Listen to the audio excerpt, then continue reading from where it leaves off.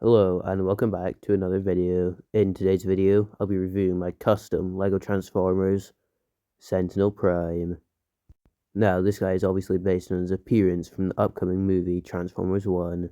However, I did build this figure before there were any reviews of that toy, so some parts may be slightly inaccurate, but for the most part, going by images of the toy and some frames in the movie, I'd say he looks pretty good here in his jet mode. And he looks pretty accurate compared to the mainline toy. This also means the entire color scheme is based off the toy, so if anything's inaccurate to the movie, that is why. But for some comparisons, I might as well bring in some jet formers. So here he is with Classics Acid Storm, and you can see this guy is pretty big. But apparently he's going to be very tall in the movie, so I guess this makes sense. And here he is with two deluxes, just so you can see that he definitely does have quite a big wingspan here. And for a more general comparison, here he is with a new Speed Champion set, as well as the minifigure. So you can see he is quite big. And for one last comparison, here he is with the older style Speed Champion sets. But I think that wraps it up for this jet mode, so it's on to the transformation. So the first step of the transformation is to unfold the legs. So using the knee joint that you can see there, we can just unhinge them, and we will be repeating this step on the other side. So we can just unfold this leg as well. And once this is done, we'll move on to the backpack. So for the first step of that, we can just take the wings and fold them up as they're on these ball joint pieces. And doing this will give us clearance for the later steps. But we can also remove these little gun pieces as they do parts from on the toy, so I'm not too sure how they would transform in the actual movie. And we can also separate the arms as they do just tab together the cockpit section. And using the series of hinges, we can just unfold the backpack. And once this is done, we can rotate Sentinel around, and then we can compress the backpack on the series of hinges. It will not be tabbed in yet, but that is for our later step.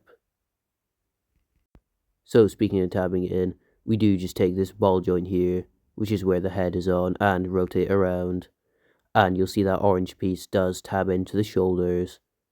So using the ball joint, you should just be able to tab it in, and this securely locks the backpack in place. So going back to the legs, we can rotate around and collapse these hinge sections onto the back of the legs. And using the thigh rotation, we can just turn around the legs. And because the heel pieces are on these stud connections, we can just rotate them out. So there are his heels in place. And we may as well finish up the legs. So using these bar pieces, we can just slide the feet back slightly, and finally we can rotate them into place. And we can just close the legs together, and that is the legs all done. So they do have quite a simple transformation there. So for the arms, we can just rotate around at the bicep swivel. And we can also rotate around at the elbow joint, as this will get the arm in the correct positioning. And using the double hinge joint, we can fold that black piece onto the back. And for the final step, we can just rotate it around on the hinges there. And that's how the nose cone compresses. And for these wing pieces, you can see the guns there do just rotate around on these jumper plates. And to compress them into these cape pieces, you do just fold them up at the ball joints and use those hinge joints that you can see there. And that is it for the wing pieces. So for the hands, they do just rotate down at these little bar pieces. And for once the final step of the hands, they do just rotate around on the stud. And that is it for the hands. So the final step is to rotate around his head. And once this is done, we can reattach the guns, as they do clip onto his shoulders, just using the studs. But that is it for the transformation. And in my opinion, he's looking pretty good here. I love how this design is a mix between the animated and movie designs, as it has the animated color scheme, but it also has the movie-inspired cape sections, which work quite well here. And if you compare this to the actual toy, I think it works pretty well. Obviously, it might be slightly inaccurate from the movie, but I've not seen the movie yet, and there's not really a good glimpse of him in the trailer that's good enough to show a full body shot. But the articulation here is pretty good, and he is quite well balanced considering he has quite large heels. And the only slightly annoying part is the kibble on the back of the arms, but that is actually accurate to the mainline toy. So anyways, we might as well do some comparisons. So you can see here, you can already tell he is quite large, and comparing him with Acid Storm from earlier, you can see he is quite a tall guy.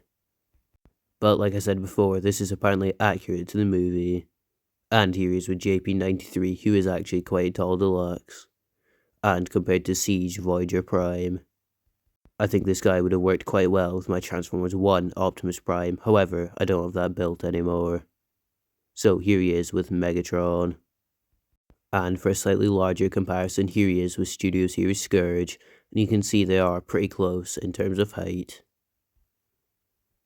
And here he is with the Lamborghini Countach as well as the minifigure. And we might as well bring in one last Speed Champions comparison with an older style 6-wide set. So yeah, you can see this guy is quite tall, and in my opinion, I really like the look of him here as well as the colour scheme, as it works quite well. And if you look up the stock photos of the toy, this is actually very accurate, and I'm quite happy with how he turned out. But anyways, if you've enjoyed this review, please remember to like, comment, and subscribe, as you'll get to see more Transformers content just like this. And if you check the community tab right now, there is a teaser for my next video, which is going to be Huffer. But anyways, I'll see everyone then, so have a great week.